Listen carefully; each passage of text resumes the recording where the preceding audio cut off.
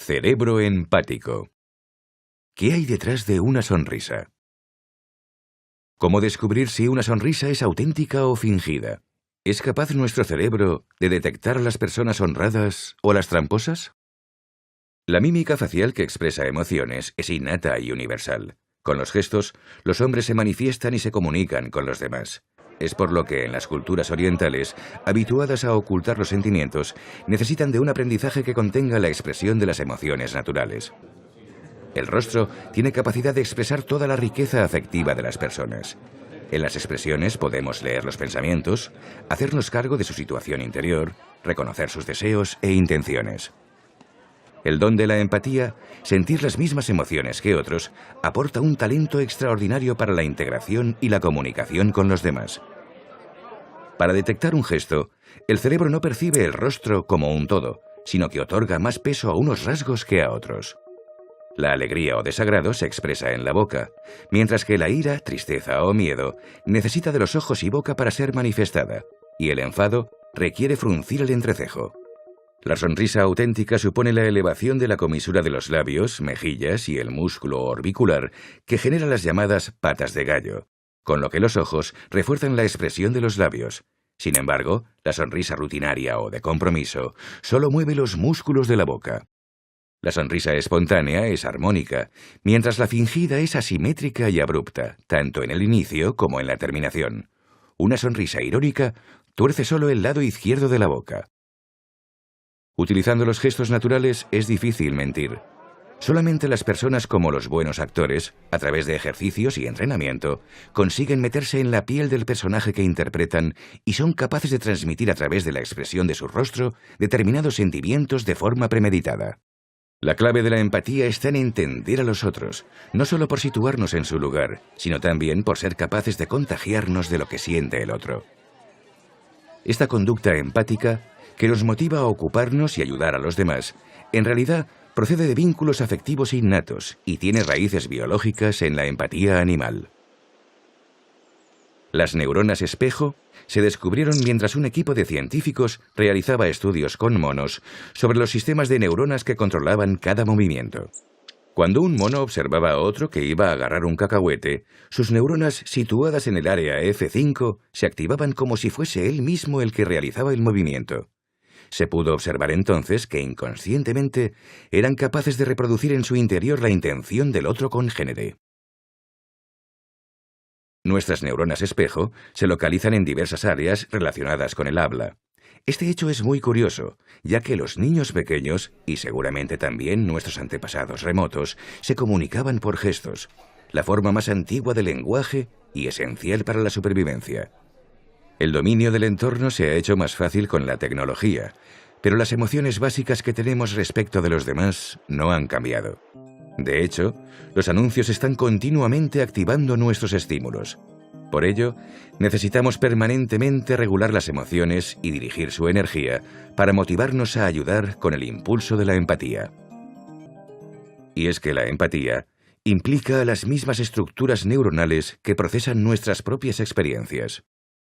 Las estructuras del llamado cerebro social están compuestas por la red que percibe el significado emocional de un gesto, somatiza la emoción y elabora la respuesta. Para analizar las expresiones faciales de otra persona, utilizamos varias áreas de nuestro cerebro. Por una parte, la corteza fusiforme capta la atención.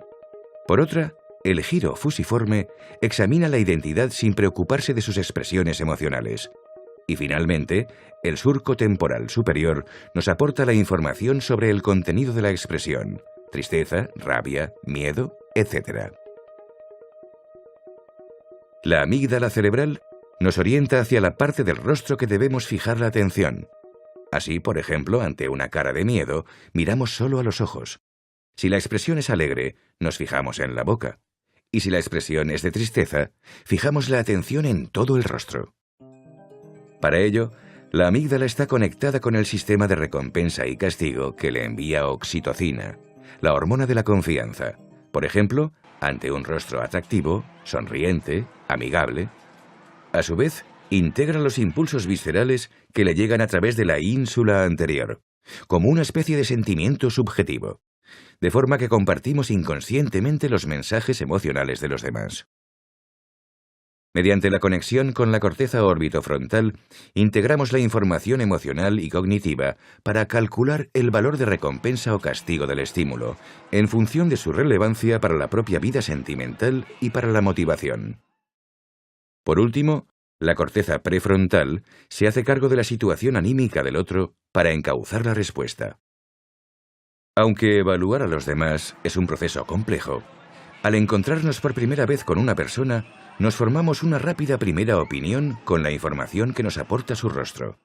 En este primer paso intervienen la amígdala y la corteza cingular posterior. Después, hay veces que cambian las primeras impresiones al recibir más información.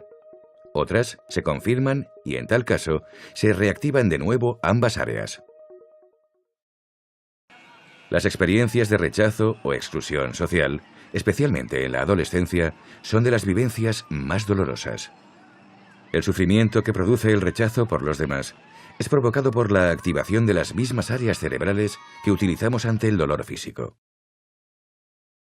La tristeza o el dolor físico de otros permiten medir la empatía en el cerebro. Ante el sufrimiento de un amigo, se activa la corteza cingular anterior, lo que no ocurre si es un desconocido. En un experimento, al ver que se infligía dolor a una persona querida con descargas eléctricas en una mano, se activaron los centros afectivos del dolor físico, más cuanto mayor es el afecto hacia la persona que sufre el dolor. Curiosamente, esas mismas áreas se activan en el cerebro del voluntario que sabe que va a sentir dolor en breve, antes de la descarga.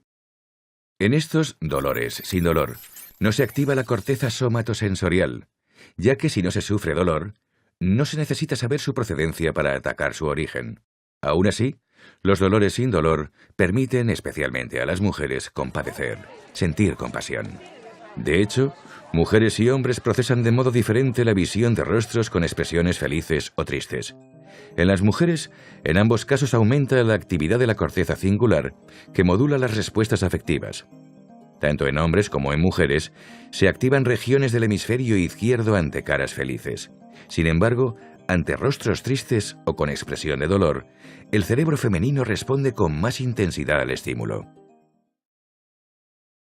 En experimentos de juegos en que la eficacia depende de la colaboración, se ha puesto de manifiesto que al ver el rostro de una persona de la que sabemos que juega limpio, activamos con gran intensidad la red neuronal de recompensa emocional, mientras que el rostro del tramposo insolidario nos produce poco efecto en el cerebro. Aunque sintamos enojo y rechazo, nuestra memoria no retiene con nitidez las caras de los egoístas. La solidaridad genera gozo. No solo tenemos una aversión innata contra la injusticia, sino que además, nuestro cerebro está ajustado para la colaboración, que nos compensa más allá de los puros beneficios económicos. La vida social, emocional y afectiva se mide por la empatía por la que compartimos sentimientos.